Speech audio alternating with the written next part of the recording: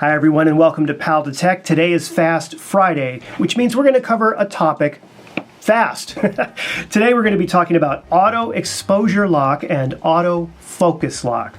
Those two buttons are on the back of the Fujifilm XT3 and XT2. You press and hold them down to lock exposure, to lock focus. Well, there's another thing you can do as well, and some new XT3 owners are not aware of this. You go into your menu, you go into button dial setting and scroll down to where it says auto exposure, autofocus, lock mode, and then go in there and you can change this from when pressing to on off switch.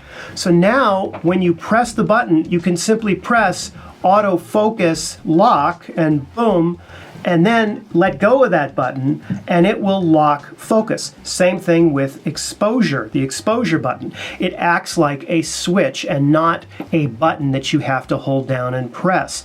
Kind of a handy feature for some of you that would prefer to have it set up that way. These settings, whether it's a button or a switch, will apply to whatever custom button that you assign autofocus or auto exposure lock to.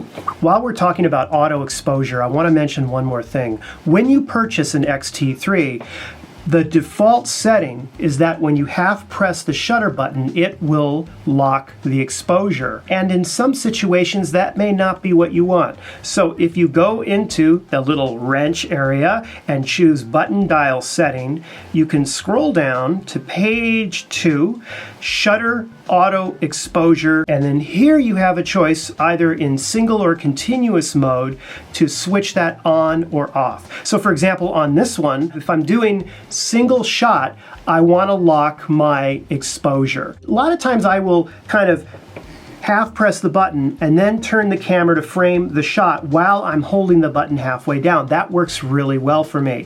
However, in continuous mode, I turn it off because if I'm panning a shot, say a sports shot or whatever, and I'm doing the continuous mode, I want to be able to have the exposure recalculated each time the shot is taken. Again, this is not going to apply to every situation and you have to get a feel for it, but I wanted you to be aware that those options exist and where you can find them on the Fujifilm XT3. That's it. I told you it's going to be a fast Friday. I'll see you in another video real soon. Thanks for watching. This is a nice little unit here. Oh. I threw the box, trying to be like cool like they do on YouTube unboxing videos, and I threw the battery out. Oh, now I'll throw the box. Okay, I got the battery right here. Okay, so let's see, how's it going? Like that. Oh. Okay. If you are buying a new Canon EOS 80D, one thing that you need to know, you try and shove the battery in, you gotta take that off.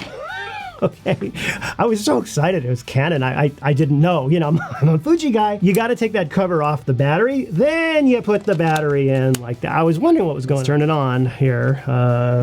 Okay, nothing's happening.